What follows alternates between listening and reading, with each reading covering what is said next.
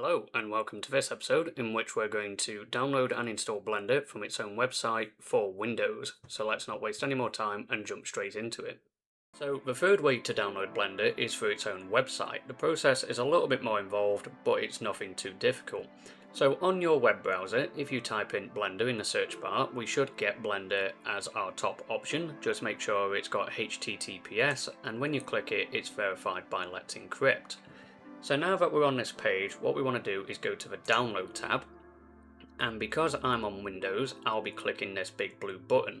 If you're on macOS or Linux, you can basically select this drop down and pick what you need accordingly, and it also redirects you to the Microsoft Store or Steam if you wanted to download it through there, which we covered earlier in the video.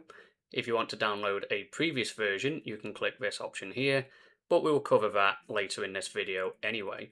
So like I say, I'm on Windows, so I'm going to click Download Blender.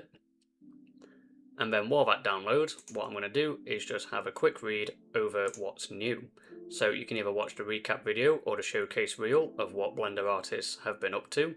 Or if you fancy a bit of a read, you can just keep scrolling down to where you'll get all of this new information.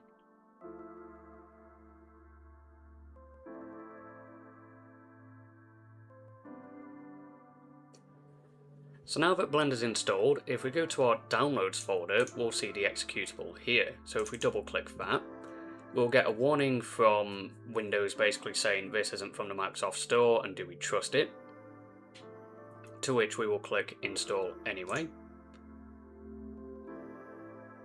We will then be asked by the setup wizard where we want it downloading, to which I just keep it where it picks as standard, and then while it installs, we'll also get given a prompt by Windows Security basically saying, do we want it to make changes to our device? To which we'll click yes, and then it will start installing.